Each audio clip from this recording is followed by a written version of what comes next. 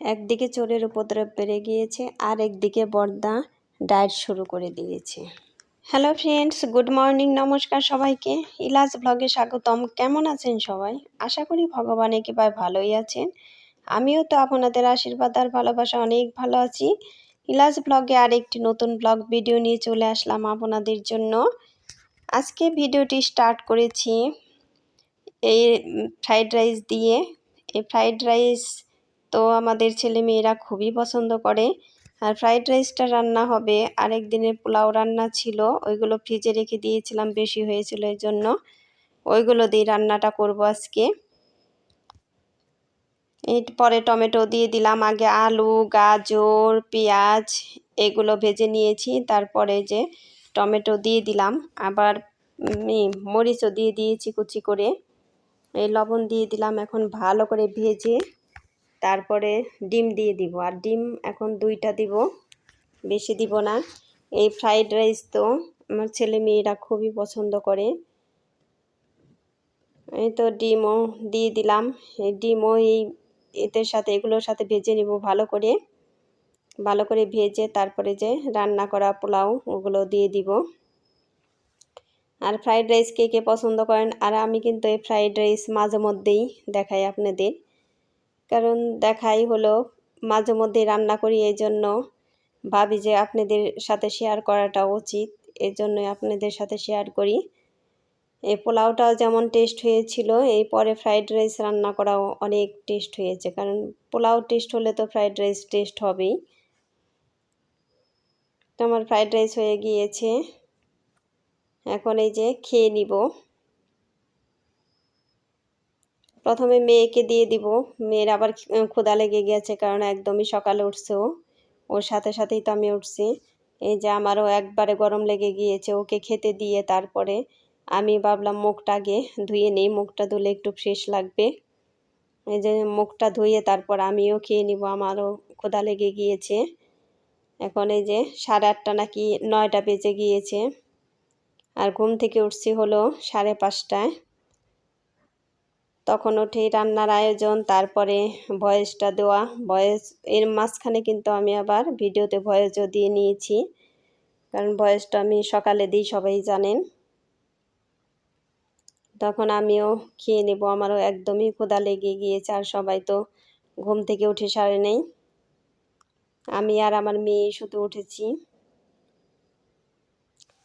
আর বন্ধুরা যে যেখানেই থাকেন সেখান থেকে আমার ভিডিওটি কষ্ট করে দেখে নেবেন এবং সুন্দর করে কমেন্ট করে জানাবেন। এই তো আমার এই খেতে কিন্তু খুবই ভালো লাগতেছে। এই তো মাঝখানে আমি আর ভিডিও শ্যুট করিনি, এখন আবার রাত 8টা বাজে, তখন কিন্তু আমি এই ছোলা ডাবরি এগুলো সিদ্ধ বসিয়ে দিয়েছি। এগুলো সিদ্ধ করতে তো আমার 3 ঘন্টায় সময় লেগে যাবে, তারপরে আবার এর মাঝখানে আবার রুটিও বানিয়ে নিয়েছি। আর ছোলা ডাবরি এগুলো কিন্তু বর্দা খাবে, বর্দা ডায়েট শুরু করে দিয়েছে, এই জন্য এগুলো ভিজিয়ে রেখেছি, সিদ্ধ করছি। আর এগুলো নাকি খুবই টেস্ট হয়। আমার সিদ্ধ করতে কিন্তু 3 ঘন্টা 3.5 ঘন্টা লেগে গিয়েছে। তারপরে আবার আমরা এই যে রাতে আম খাই, সবাই একসাথেই আম খাই, এর আগে খাই না, কারণ 3 জনের ডায়াবেটিস আছে, এই জন্যই আমরা আগে খাই না। আগে খেলে আবার ওদেরও খেতে ইচ্ছে করবে, এই জন্য রাতে একবার খাই, সবাই মিলে একবার খেতে খুবই ভালো লাগে। আর সবাই একসাথে খাওয়াটা তো খুবই ভালো, খুবই আনন্দের বিষয়, তাই না? আমার তো খুবই ভালো লাগে এক টেবিলে বসে খেতে সবার সাথে। এই আমগুলো তো আমরুপালি, খুবই টেস্ট, আমাদের তো ভালো আম না হলে খেয়েও খেতে চাবে না। আর সবারই তো ভালো জিনিস না হলে কারো পছন্দই হয় না, তাই না? খেতেও ইচ্ছে করে না। আর ভালো জিনিস তো সব সময় সবার কাছেই ভালো লাগে। আর বন্ধুরা আমি ভিডিও ছাড়তেও পারছি না ঠিক মতো, আর আপনাদের ভিডিও দেখতে পারছি না। আমাদের দেশের অবস্থা তো খুবই খারাপ, এখনও ভালোভাবে ভালো হয়ে সারেনি, এটা তো আপনারাও জানেন, আপনারাও খবরে দেখতেছেন যে কি অবস্থা আমাদের দেশের। একদিকে দেশের অবস্থা ভালো না থাকলে তো মনেও শান্তি থাকে না, আরেকদিকে নেটও থাকে না ঠিক মতো, যে বাসায় বসে বসে ভিডিও করে ভিডিও ছাড়বো সেই অবস্থাও নেই। সব সময় ভয়ে ভয়ে থাকতে হয়, কখন কি অবস্থা হবে, কখন কি শুনবো, কি খবর শুনবো, এরকম একটা অবস্থা। আর আপনারা মনে কিছু করবেন না, আপনাদের ভিডিও আমি দেখে নিব ওয়াইফাই ঠিক মতো আসলেই। রাত 10টার সময় আমি জানালাগুলো আটকাচ্ছি, কারণ একদিকে চোরের উপদ্রব বেড়ে গেছে, আরেকদিকে আবার পর্দা টাইট করাও শুরু করে দিয়েছে। এই যে এই জানালাগুলো খোলা থাকলে কত আরাম লাগে, বাতাস আসে চারদিক থেকে, কতগুলো জানালা, এই যে কতগুলো গ্লাস আটকানো লাগছে।